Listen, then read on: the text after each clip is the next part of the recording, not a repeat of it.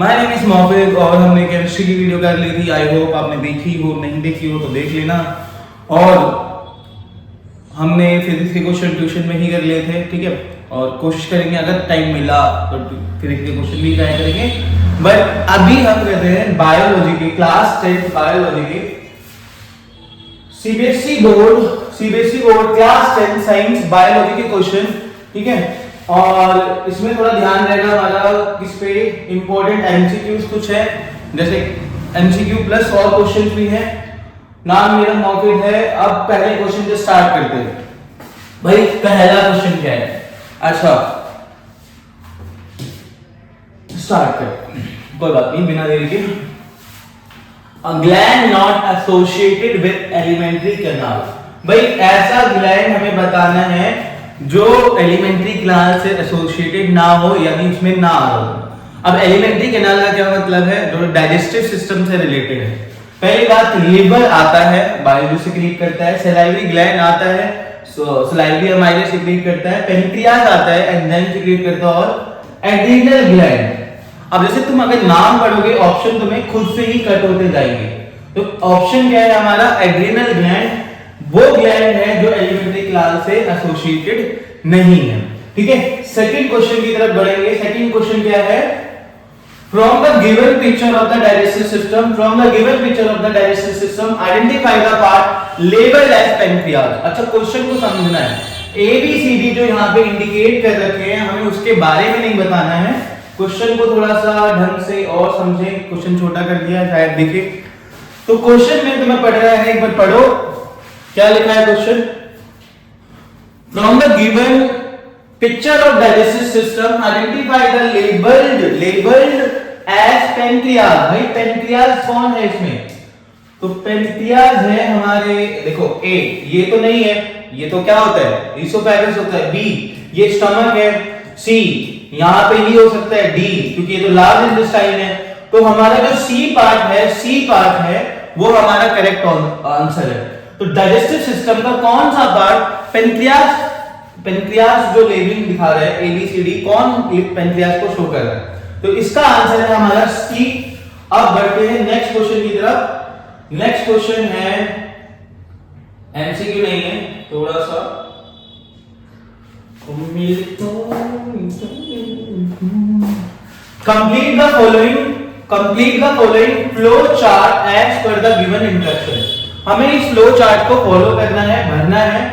Gastric gland present in the wall of stomach. भाई ये पढ़ना था, वो छोड़ दो आगे के। स्टमक में जो ग्लैंड्स हैं वो क्या क्या रिलीज करते हैं और उनका क्या क्या फंक्शन है। तो स्टमक में जो है वो तीन चीजें निकालता है, ए बी सी, और उसका जो फंक्शन होगा डी ई एफ। अच्छा, पेपर में जो लिखना है यहाँ पे ना लिखना है इंडिकेट करके कि ए क्या है, बी क्या है, सी क्या है, और उसने फंक्शन क्या करा। तो पहला, गैस्ट्रिक ग्लैंड जो स्टमक का होता है सबसे पहले सिक्रीट करता है पेप्सिन। क्या सिक्रीट करता है? पेप्सिन, ठीक है। दूसरा क्या सिक्रीट करता है? HCl। तीसरा क्या सिक्रीट करता है? म्यूकस। भैया सबको पता है पी फॉर प्रोटीन। तो पेप्सिन प्रोटीन को डाइजेस्ट करने में हेल्प करता है। HCl उसे एसिडिक मीडियम देता है। एसिडिक है, एसिड। और दूसरा बैक्टीरिया को किल करने में हेल्प करता है।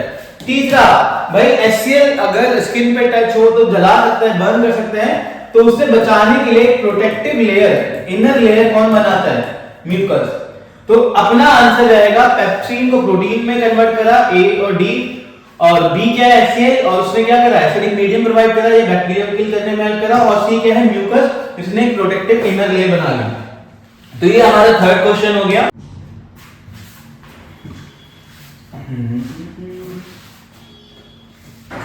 तो ये हमारा फोर्थ क्वेश्चन है, इन रेस्पिरेशन एयर पासेस। भाई इसका करेक्ट ऑर्डर बताना है। क्लास में मैंने कई बार इस पे फोकस किया है कि बच्चों को याद हो जाए। अब पहले बिना इसको देखे हम स्टार्ट करते हैं। ये जो होल्स है, नाक के छेद है, ये nostril, nasal passage, nasal cavity, pharynx, larynx, trachea, bronchi, bronchioles, alveoli. ये करेक्ट ऑर्डर था। एल्वियोली के बाद ब्लड कैपिलरी। तो इन चारों ऑप्शन में से मुझे ये सेलेक्ट करना है कि कौन सा सही है, ठीक है। अब पहले हम ना मजे लेते हैं, थोड़ा सा मजे लेने इन द सेंस वो देखते हैं वो ऑप्शन जो गलत है। एलिमिनेशन प्रोसेस, कौन सा प्रोसेस? Elimination process. निकालो, किस किस को निकालो? E फॉर एलिमिनेशन, उसको निकालो जो गंदे हैं, मतलब गलत ऑप्शन है भाई। सबसे पहले देखो पहला वर्ड फेरिंग्स, नेसल कैविटी, लैरिंग्स। तो इन चारों ऑप्शन में से सबसे पहला कौन सा आ सकता है? फेरिंग्स तो यहां है ना, नेसल कैविटी यहां है, लैरिंग्स इधर है, तो भाई ये तीन जो ऑप्शन है वो शायद गलत हो सकते हैं। सेकंड देखो, नेसल कैविटी से फेरिंग्स, फिर लैरिंग्स, फिर ट्रैकिया, फिर ब्रोंची, फिर ब्रोंचियो, सही है। अभी कह रहा है फेरिंग्स के बाद नेसल कैविटी, इसके बाद ये थोड़ी ना आ सकता है। लैरिंग के बाद नेसल कैविटी, लैरिंग्स के बाद ये थोड़ी ना आ सकता है। लैरिंग्स के बाद फेरिंग्स, चलो ठीक है, लैरिंग के बाद फेरिंग्स, फेरिंग्स तो पहले आता है तो लैरिंग बाद में आता है। तो इसका मतलब अगर मैं दोबारा फोकस करूं, पहला वाला गलत है क्योंकि नेसल कैविटी बाद में नहीं आता, तीसरा वाला भी गलत है क्योंकि ये भी बाद में नहीं आता, चौथा वाला भी गलत है क्योंकि फेरिंग्स पहले आता है। तो इसका मतलब हमारा राजा हुआ बी ऑप्शन। भैया ऐसे क्वेश्चन आ सकते हैं। दोबारा स्पेलिंग गलत लिखिए, नस्ला, नस्ला कैविटी, नस्ला। दोबारा nostril, nasal passage, nasal cavity, pharynx, larynx, trachea, bronchi, bronchioles, alveoli और ब्लड कैपिलरीज। तो ये वाला ऑप्शन हमारा हो गया, क्वेश्चन हो गया। अब बढ़ते हैं, तो ये जो क्वेश्चन है इसको पढ़ना है। Why do the wall of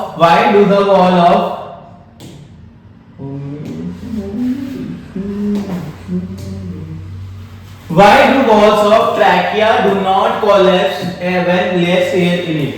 भाई वो कह रहा है कि ट्रैकिया की जो पाइप है कम एयर होने पे ये सिकुड़ती क्यों नहीं है, कोलैप्स क्यों नहीं होती? पहली बात, अगर यहाँ पे हम टच करके देखें तो हमें कुछ यहाँ पे महसूस होगा गोल गोल सा, ऐसा कुछ है ना। तो ये कह रहा है कि क्यों नहीं होगा। आंसर अगर हम पढ़े तो समझ में आ जाएगा। The wall of trachea does not collapse, ठीक है, when there is air in it is। अच्छा फालतू की लाइन है, फोकस कहां से करना है? यहां से। It is supported by rings of soft bones of cartilage. It is supported by rings of soft bones of cartilage. ये सपोर्ट कर रहे हैं और ये कोलैप्स नहीं होने देंगे। तो जब ट्रैकिया में कम एयर होगी वो कोलैप्स क्यों नहीं हो रहा? क्योंकि वहां पर कार्टिलेज भैया प्रेजेंट है, ठीक है। Next question, how are lungs design in human beings to maximise the area of exchange of gases? ये क्वेश्चन कई बार बोला है और इंपॉर्टेंट है एग्जामिनेशन पॉइंट ऑफ व्यू से, आने के चांसेस ज्यादा रहते हैं। क्वेश्चन क्या है, हमारा लंग्स कैसे डिजाइन हुआ है कि ताकि हम मैक्सिमम एरिया एक्सचेंज, मतलब मैक्सिमम गैसेस को एक्सचेंज कर सके। सिंपल सा आंसर है, लास्ट में जो चीज प्रेजेंट है, लास्ट में जो चीज प्रेजेंट है, जो छोटे छोटे गोल गोल होते हैं, उसी की वजह से। देखो आंसर में क्या लिखा हुआ है, there are millions of alveoli, यानी गोला ऐसा जो बना था ब्रोंचियल के बाद। There are million of alveoli in lungs, there alveolus provide a very large surface area. उन ये जो एल्वियोलस है, जो ये है, वो लार्ज सरफेस एरिया प्रोवाइड कर रहे हैं for exchange of gases, exchange of gases. The ability of large surface area maximize exchange of gases। भाई अगर सरफेस एरिया ज्यादा है तो गैसेस का एक्सचेंज ज्यादा होगा। अगर कोई थोड़ा सा दिमाग लगाए तो ये पैराग्राफ वो खुद भर सकता है। कैसे? सिंपल है, लंग्स में लास्ट में जो हम वो ट्रैकिया वाला भी क्वेश्चन किया था, लास्ट में आता है एल्वियोली। क्या आता है? एल्वियोली। अब इस ये एल्वियोली बहुत सारे हैं, तो ये सरफेस एरिया ज्यादा प्रोवाइड करते हैं। भाई अगर सरफेस एरिया ज्यादा प्रोवाइड हो रहा है तो गैस का एक्सचेंज भी क्या होगा? ज्यादा। बस ये तीन कीवर्ड याद रखो, पैराग्राफ बनाना है। Alveoli, surface area, exchange of gases ज्यादा, ठीक है। एग्जांपल लिखा हुआ है, देख लेते हैं।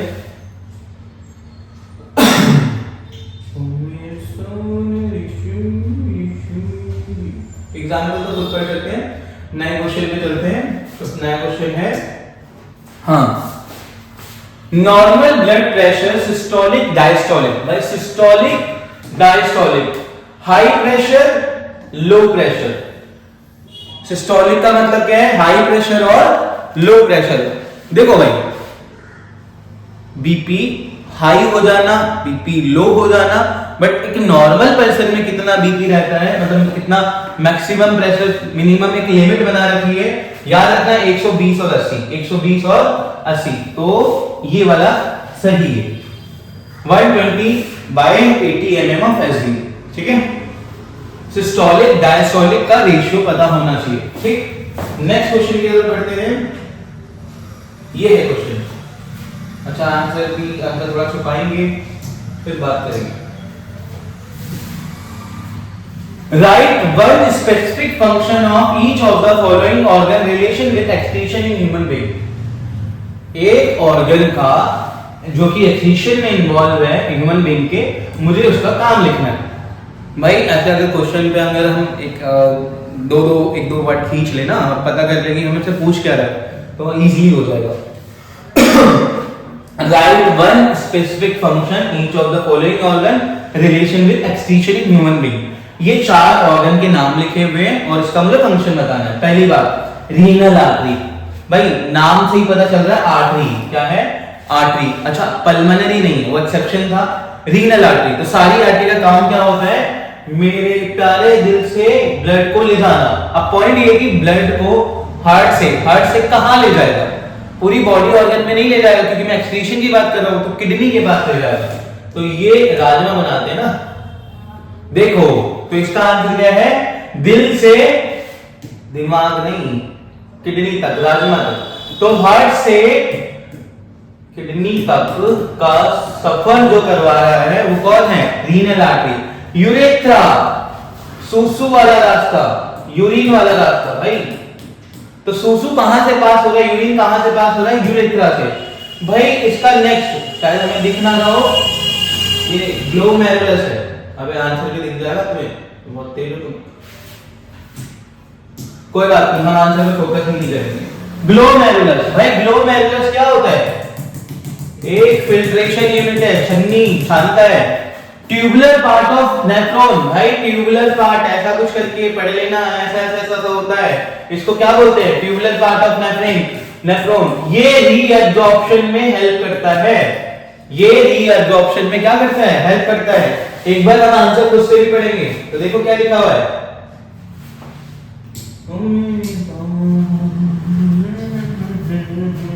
रीनल आर्टरी का काम क्या है? Carry blood from heart to kidney, भाई हार्ट से किडनी ले जाता है। यूरेथ्रा का क्या काम है? Expel urine out of the body, भाई यूरिन को बॉडी से बाहर करता है, मतलब सुसु को। ग्लोमेरुलस क्या है? To filter the blood passing through it and initiate urine formation. भाई ब्लड को फिल्टर करता है और यूरिन फॉर्मेशन को स्टार्ट कर देता है, फिल्टर करके स्टार्ट कर देता है, और उसके बाद फिर ट्यूबुलर पार्ट आता है। अब अगला क्या है? Tubular part of nephron. Major function of tubular part, major function of tubule is reabsorption. Keyword पे फोकस करो, कीवर्ड पे। यूरेथ्रा का क्या है? यूरेथ्रा का क्या था? Urine formation.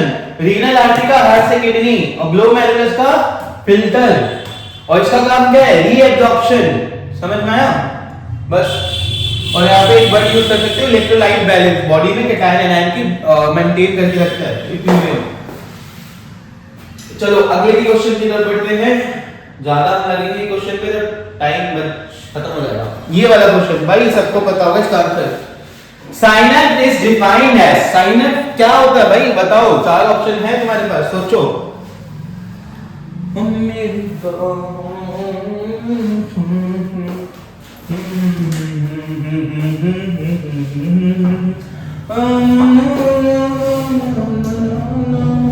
अब इन 4 ऑप्शन में देखो भाई, gap between two muscle cell, गलत। साइनेप्स तो न्यूरॉन वाला पार्ट है भाई, ये तो हो ही नहीं सकता।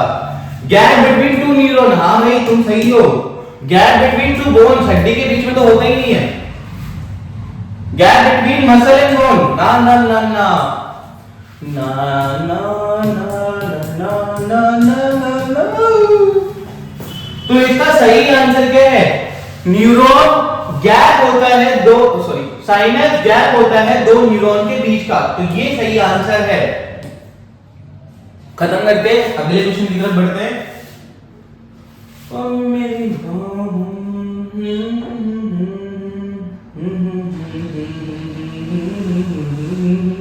पहले डायग्राम देखो भाई, डायग्राम क्वेश्चन बहुत बड़ा है। देखो यहाँ धागे वाला पार्ट है ना, धागे वाला पार्ट यहाँ पे ए इंडिकेट कर रहा है, ये वाला पार्ट दिख रहा है, ये बी इंडिकेट कर रहा है।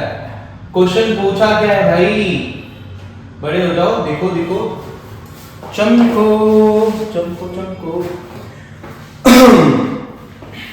Name the part level A and be in neuron drawn below. पहले तो ये आइडेंटिफाई करो ए और बी कौन है। पहली बात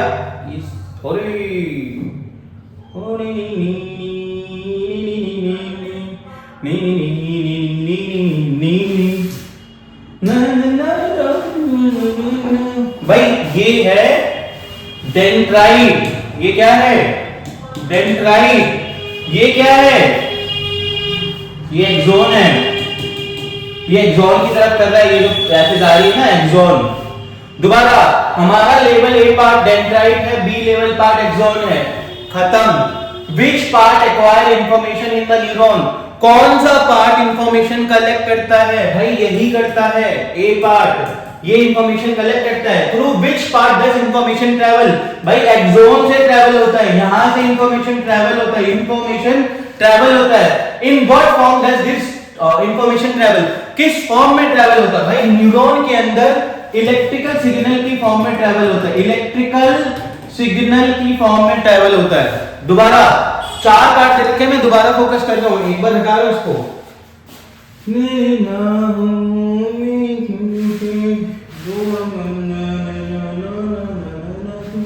पता नहीं गाना सुन लिया, वही बात और याद आ रहा है। Name the part level A and be in the neuron. भाई ए था डेंड्राइट, बी था हमारा axon. Which part acquire the information in the neuron? भाई कौन सा पार्ट इंफॉर्मेशन कलेक्ट करता है? डेंड्राइट करता है। Through which part does the information travel? किस पार्ट से वो जाता है? एक्सोन से जाता है। In what form does this information travel? भाई करंट की फॉर्म में जाता है, इलेक्ट्रिकल सिग्नल की फॉर्म में जाता है, खत्म। अब क्वेश्चन बढ़ेंगे नेक्स्ट।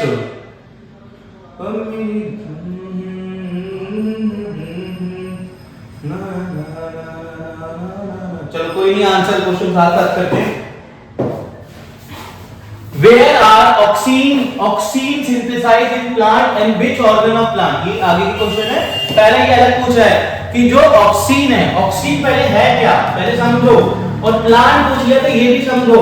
प्लांट से रिलेटेड तीन ही चैप्टर हैं भाई, कौन कौन से? लाइफ प्रोसेस और कंट्रोल कोऑर्डिनेशन, रिप्रोडक्शन भी है चार चैप्टर है, एलसीआर चारों नहीं है। बट हाँ, ऑक्सीन एक हार्मोन है, हार्मोन वाला चैप्टर ये है, कंट्रोल कोऑर्डिनेशन, दिमाग में उठा लेना। यानी ये क्वेश्चन कंट्रोल कोऑर्डिनेशन का है। तो ऑक्सीन कहां सिंथेसाइज होता है? भाई याद रखना, शूट की टिप पे, शूट की टिप पे। तो आंसर क्या लिखा हुआ है? Auxin are synthesized in stem of a plant. Stem मतलब स्टेम के जो जड़ों से ऊपर वाला पार्ट है वो शूट, और जड़ों से नीचे वाला मतलब मिट्टी से नीचे वाला पार्ट है वो रूट। यानी स्टेम यानी शूट भी बोल सकते हैं, शूट या स्टेम दोनों ही ठीक है। अब ये कह रहा है कि which organ of plant positive phototropism में आ रहा है, नेगेटिव जियोट्रोपिज्म में आ रहा है, पॉजिटिव हाइड्रोट्रोपिज्म में आ रहा है। देखो पॉजिटिव का मतलब क्या होता है? कुछ भी हो सकता है, उसकी तरफ, ठीक। और नेगेटिव का मतलब होता है उससे दूर, ठीक। पॉजिटिव फोटोट्रोपिज्म, भाई फोटोट्रोपिज्म का मतलब क्या है कि जैसे मैं प्लांट हूं, यहां लाइट आ रही है, मैं यूं चला जाऊंगा। अगर यहां लाइट आ रही है, मैं इससे दूर जा रहा हूं तो मैं दूर हो गया। तो अगर लाइट की तरफ ही जा रहा हूं तो ये पॉजिटिव फोटोट्रोपिज्म है, अगर मैं दूर जा रहा हूं तो नेगेटिव फोटोट्रोपिज्म। तो पॉजिटिव फोटोट्रोपिज्म क्या है देखना एक बार। Stem as it move towards light, भाई स्टेम मूव कर रहा है लाइट की टुवर्ड। फोटोट्रोपिज्म लाइट की तरफ जा रहा है, स्टेम मूव टुवर्ड लाइट, ठीक है। अगला नेगेटिव जियोट्रोपिज्म, भाई नेगेटिव देखो, जियो मतलब होता है ये ग्रेविटी, तो ग्रेविटी की तरफ जाओगे तो पॉजिटिव है, ग्रेविटी से दूर जाओगे यानी कि नेगेटिव है। तो जितने भी प्लांट ग्रो हो रहे हैं वो सारे एग्जांपल किसके हैं? नेगेटिव जियोट्रोपिज्म के और पॉजिटिव के रूट वाले होते हैं। तो देखो क्या लिखा हुआ है, shoot as it moves upward. Upward मतलब अवे जा रहा है, अवे। तो शूट जो मूव कर रहा है अपवर्ड की तरफ, वो हमारा क्या है? Negative geotropism. ठीक है। अगला क्या है, पॉजिटिव हाइड्रोट्रोपिज्म। पॉजिटिव हाइड्रो मतलब पानी, हाइड्रो मतलब पानी, पॉजिटिव मतलब उसकी तरफ। तो क्या लिखा हुआ है, root as it moves toward water in soil. अगर रूट मूव कर रहा है सॉइल की तरफ, मतलब वाटर की तरफ जो कि सॉइल में है, इसको बोलते हैं पॉजिटिव जियोट्रोपिज्म। क्वेश्चन बनने के चांसेस इससे थोड़े से ज्यादा रहते हैं क्योंकि इस टाइप के क्वेश्चन अब ज्यादा पूछने लग गया है। तो एक बार देख लो।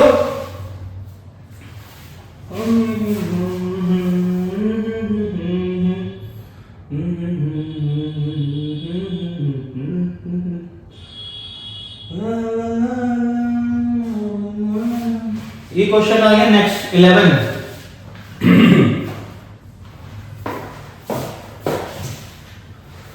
Identify the organism in figure A B C D. बहुत बढ़िया, A B C D alphabet.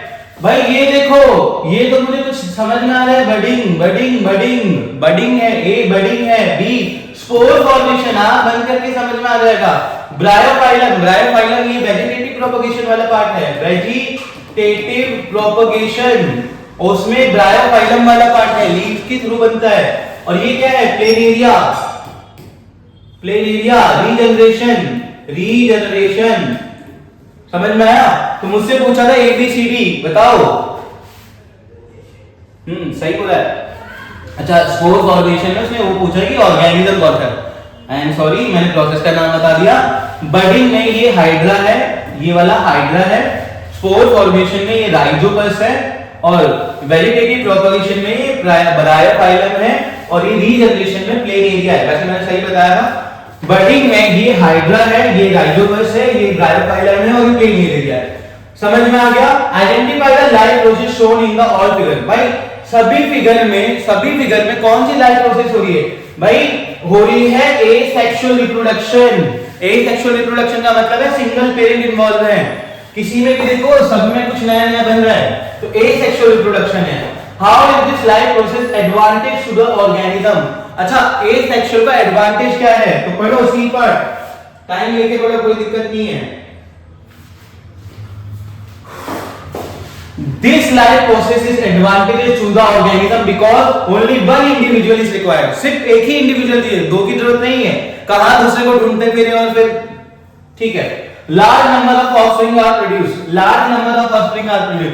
एक ही जनरेशन में बहुत सारे ऑफस्प्रिंग यानी बच्चे बनते हैं, तो ये दो बेनिफिट है इसके। ठीक है, अगला क्वेश्चन बढ़ते हैं। अरे अरे अरे अरे क्या पूछ लिया, पता नहीं। The diagram below represent the male human reproductive system. नहीं भी बताते समझ में आ जाता। रुको, ये भाई मेल रिप्रोडक्टिव सिस्टम है। Identify the part that is responsible for secretion of testosterone. भाई ये क्वेश्चन कुछ पहले दूसरे क्वेश्चन की तरह है। मेरे को ये बताना है टेस्टोस्टेरोन कौन रिलीज कर रहा है, और इसका मैंने शॉर्टकट बता रखा है टी। इसके आगे के चार वर्ड देखो, टेस्टिस। टेस्टिस क्या होता है, बॉल। कहां दिख रही है बॉल, ये रहा। इसको तो ढूंढो ही मत, सीधा आंसर है S.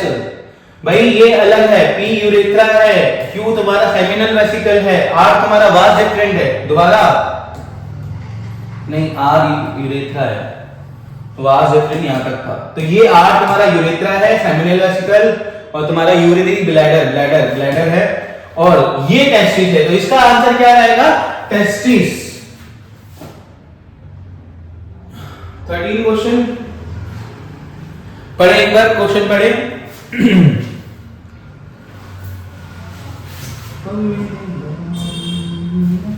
A zygote which has an X chromosome inherited from the father will develop।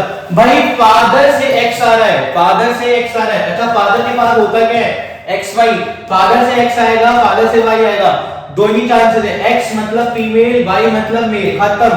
A zygote which has an X chromosome inherited from father will develop into। Father से अगर X आएगा तो क्या बनेगा।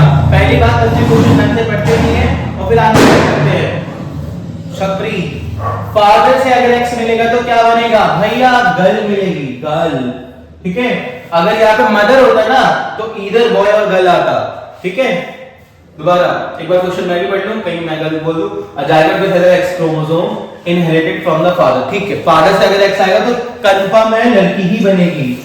चलो अगले क्वेश्चन पे ट्राई करते हैं। हाँ, अगला क्वेश्चन है what are chromosome, where are they located in the cell. भाई क्रोमोसोम क्या होता है? वैसे तो 9th क्लास का क्वेश्चन है, 9th क्लास में था ये, बट हाँ अभी हमारे साथ रिलेटेड भी है। क्रोमोसोम क्या होता है भाई? क्रोमोसोम थ्रेड लाइक स्ट्रक्चर होता है, बहुत बार बता रखा है, थ्रेड लाइक स्ट्रक्चर।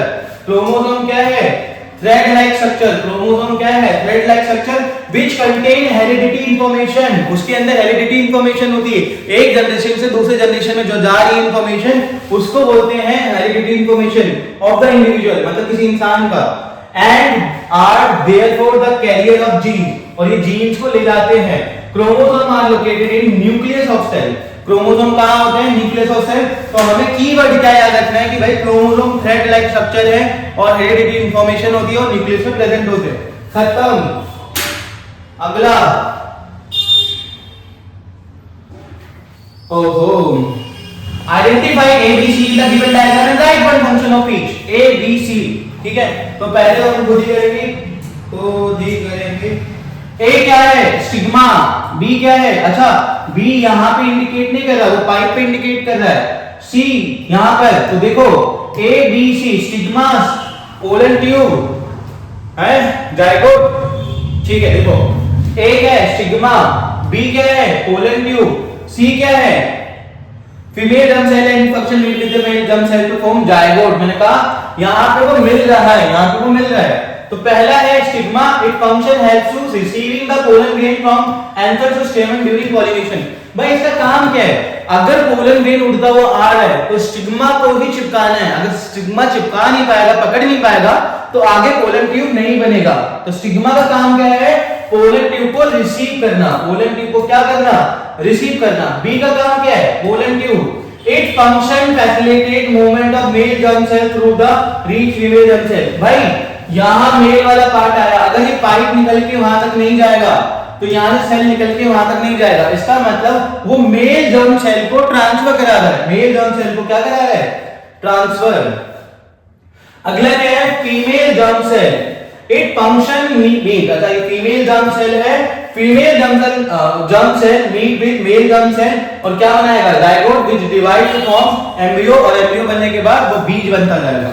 ठीक है, अगला क्वेश्चन, थक गए, ये क्वेश्चन मेरे को दोबारा रिपीट लग रहा है यार। ये वही क्वेश्चन है ना, zygote which has an x chromosome inherited from the father will later. Sorry भाई, गलती से आ गया, एक्स क्रोमोसोम आया तो वो गर्ल ही बनेगा। ठीक है, कोई बात नहीं, दोबारा कर देंगे हम। अच्छा, 2 बार रिपीट हो गई, कोई नहीं। 17 क्वेश्चन नहीं है, 16 और 17 रिपीट हो गए, तो सॉरी फॉर दैट, माफ कीजिए, हमें माफी दे दीजिए। ठीक है, हाँ, तो 15 क्वेश्चन हमने बायो के करे। आई होप ये क्वेश्चन हम देख के केमिस्ट्री के 15 क्वेश्चन करें, और मैं ट्राई करूंगा कि मैं फिजिक्स के भी क्वेश्चन बनाऊं। Bye bye.